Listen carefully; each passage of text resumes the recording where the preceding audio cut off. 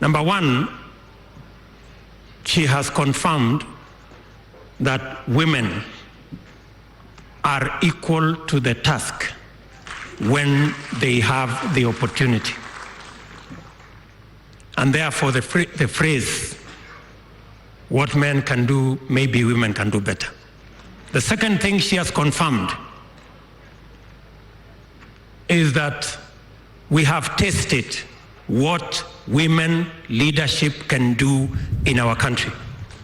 And therefore, going into the future, there should never be a discussion about how to reduce women leaders. The only discussion there can be is about how we can have more women leaders in our country, because they have demonstrated beyond doubt their capabilities that they can lead. And thirdly, to those of us who come from communities like ours, where sometimes we give preference to men more than women, the Laboso family is a clear testimony that we should treat our girls as good as we treat our boys.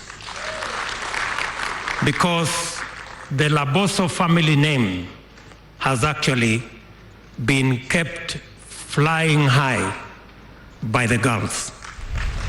First, by Lorna, and secondly, by Joyce. And therefore, I think it is a lesson for us to treat our girls as well as we treat our boys.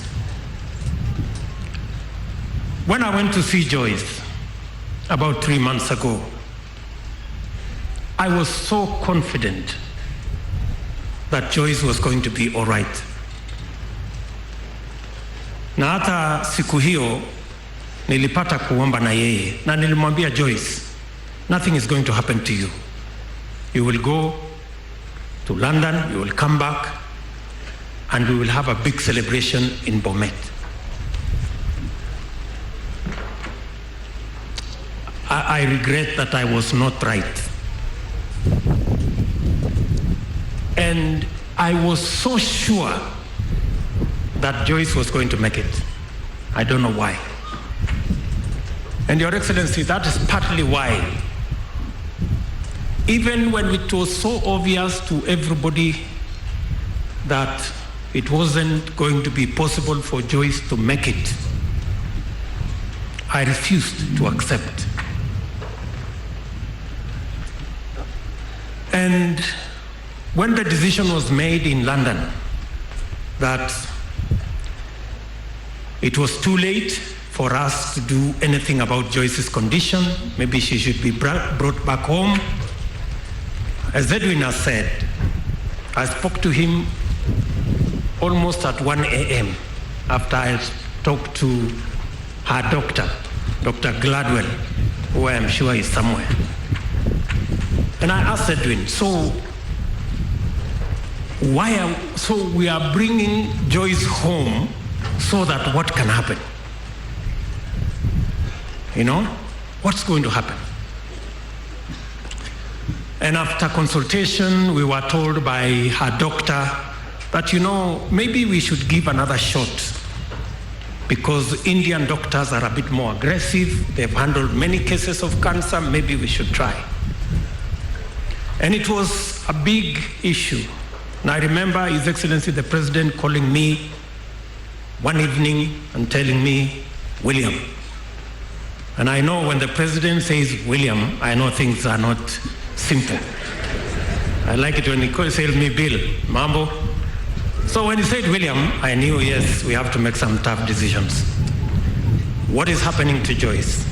Are we bringing Joyce back to Kenya, or are we taking her to India?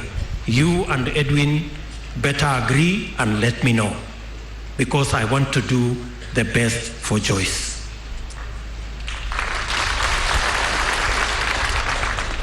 And of course, I called the President back and I told him the decision has been made to take her to India. And I want to tell this congregation, His Excellency the President personally made the arrangements for Joyce to go back to India so that she can have another chance to see whether we could do something about her.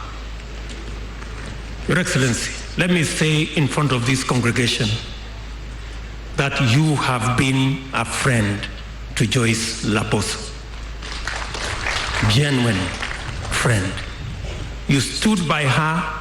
I remember when, after the elections in 2013, we didn't have any women governors, we didn't have any women senators. And you told me, we are not going to lead a country where our democracy cannot produce women leaders. We have to do something about this.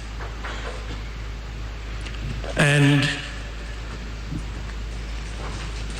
you don't know the women leaders who eventually became governors, including Joyce and Charity.